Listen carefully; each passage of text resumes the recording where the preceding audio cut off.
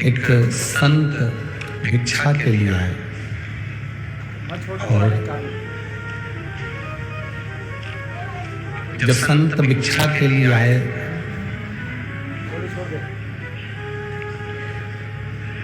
उस समय पर राजा अपने अस्तबल में थोड़ा सा देखने के लिए गए हुए थे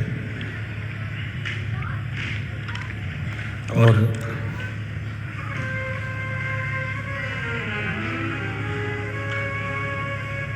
जब अस्तबल में देखने के लिए गए हुए थे तो उस समय पर एक संत ने आकर राजा के सामने आवाज लगाई, महाराज बहुत भूख लग रही है, आप मुझे कुछ खाने को दे दो।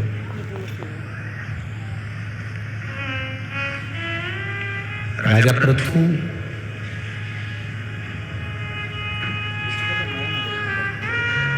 संत की उस मांगनी पर, संत की उस भिक्षा पात्र में घोड़े की लीद उठाकर डाल देते हैं। घोड़े की लीद उन्होंने भिक्षा पात्र में डाल दी।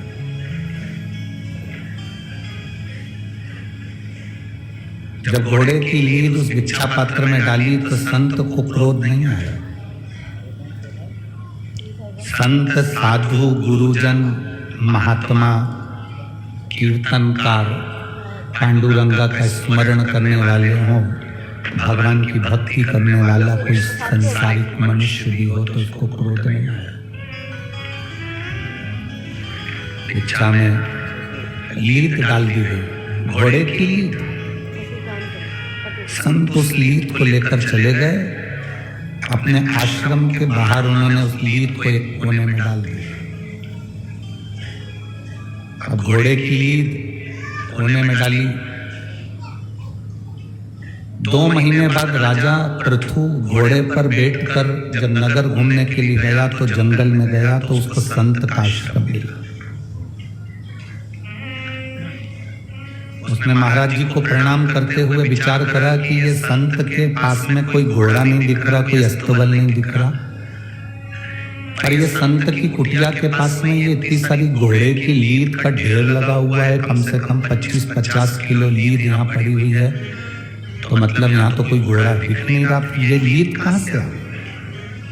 राजा उस संत के चरणों को प्रणाम कर कर बोला, महाराज आपके यहाँ कोई घोड़ा नहीं दिख रहा, तो ये लीद इतनी सारा ढेर कहाँ से आ गया घोड़े की लीद का?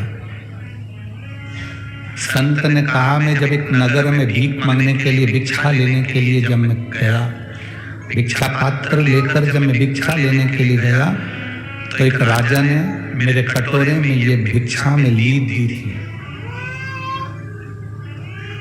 और कहा था लो ये खा लो। वो लीद लाकर मैंने अपने आश्रम में डाल दी थी तो राजा की आंख में आंसू भर गए और हाथ जोड़कर पांव पड़कर बोला, मैंने तो लीद इतनी सी दी थी, फिर ये 50-100 किलो लीद कैसे हो गई? संत कहते हैं जो दान किया है वो बढ़ता भी तो है।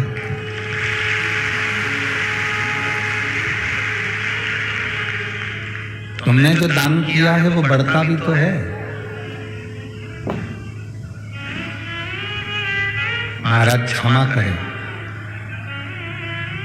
मैंने आपको खाने को लीद दी थी। संत कहते हैं, राजन अब तुमने जो दान करा था वो बढ़कर तुम्हें मिलेगा। ये इतनी जो